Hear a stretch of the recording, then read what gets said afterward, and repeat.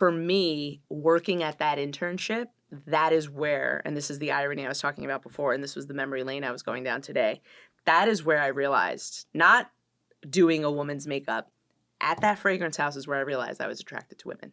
How did fragrance come into play?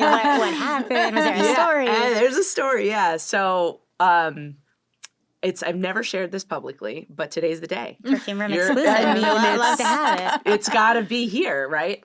So, of course, another learning lesson. When you are an intern at a fragrance house, you are often skin. Yes. Skin, meaning you come in, you don't get to use anything fragrance, not lotion, not body wash, not deodorant. Back then, it was actually really hard to find unscented things that were good anyway for me. And it was really hard for me not to wear fragrance to work. But your skin had to be clean because they would put little dots on you. And those little dots would be markers for submissions, mods. And basically, there was an amazing, creative, feminist perfumer who worked there at the time. And I didn't know this then, but I know this now in reflection. So I was her skin very often. And in that experience of sharing creative energy and someone who was so feminist, I had never met a feminist before. And just the creativity, the power, I was really attracted to it. In fact, it was the most confusing experience to have somebody smell you because it's really intimate. Right, especially if they're like, amazing. And, they're coming back to you throughout the day because they need to see how their mod is developing. So you're like, I hope my skin performs well. I mean, imagine if it's really hot out and you're sweating and you're now nervous and you're now feeling things inside your body that are foreign feelings. Yeah. And this was, I was in my early mid-20s. Felt the surge of electricity. I did. This story, as I always tell it, and Christina's heard it so many times, it's hilarious, but I did. I felt like this jolt of electricity. And it wasn't so much that I can share with you all that I understood it, because I did not. But I did go to extreme lengths in that period of my internship to try and understand it. But fragrance became a vehicle through which I connected a lot more deeply to myself and had to face things about myself that I had never faced before as a makeup artist. Wow. It's deep. I know. That is deep. And so you were saying you basically learned this whole world of beauty in dating Alexis. Yeah, I'm still learning. I am not a professional. What was that like for you? And how did you immerse yourself into this whole new profession? It was really interesting. I mean, I'm very curious.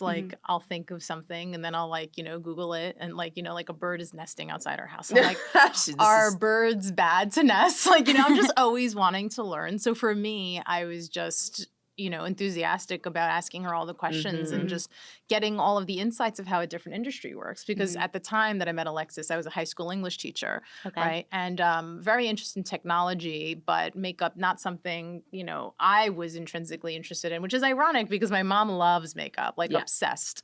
But for some reason, I just didn't pick up that gene, So I was really fascinated to learn from your experiences. I would say you were interested once you had somebody explain to you why. That's true. That is true, actually. That's fair. Which is, it is. Yes. It was more like when I arrived at Christina's apartment the first time we ever went on a pseudo date. And I just saw her collection of 4 items, and I was like, these are interesting choices. Was it in a plastic bag or something?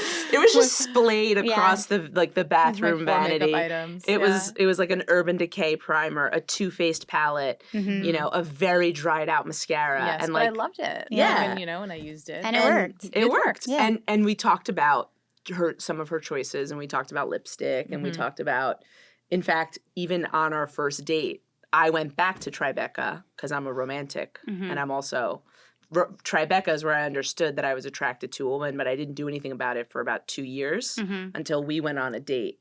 It was a Tinder date. Okay, this was your first ever date with a woman. Wow, first and last. First and essentially, last, Okay. And part of that Tinder date in meeting IRL was around the block from Drome where we had the date. It was called Ward 3. It was a bar. It's really ironic. Okay. And that's where I felt comfortable because that's the neighborhood that I That was a discovered neighborhood that it. you were like into women in, and you were like, this is where I can. It was a safe space. New Jersey Wow. wasn't a safe space where I grew up. Yeah. I would never say, come to New Jersey. Yeah, to- no, to- I don't think yeah, so. no. Which is ironic because now we live in Jersey. It is. But, you know, It's only we're like creating new safe spaces. It's true. Wow. And things have changed. Yeah. So, but we argued about lipstick on that first Tinder date. Yeah. And I remember Yes. telling Christina, because when you're going on your first ever date with a woman, you kind of have to tell her like how you discovered that you were attracted to women. Mhm. It's like the So, origin story. It was the concept. origin story. Yeah. And the origin story for me was, hey, around the block, I used to work at this fragrance house like a year and a half ago. And, you know, this, you know, French It incredible. was an incredible story. I thought it was Yeah, and you were hilarious, just like- actually.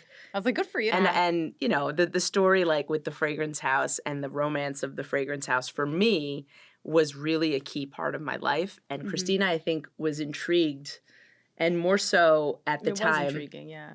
And this is really interesting too, because when I met Christina, I actually had gotten fired. You're gonna get all the good stories today. From my first corporate job. So I worked retail, right? And I was as a makeup artist. Christina at that time, for parallel context, you were also, when I was in retail, you were teaching. I was teaching at the time, Right. yeah. So she's teaching high school English. Mhm. I'm working retail as a makeup artist, and then I finally break into corporate, and I'm there for about a good year.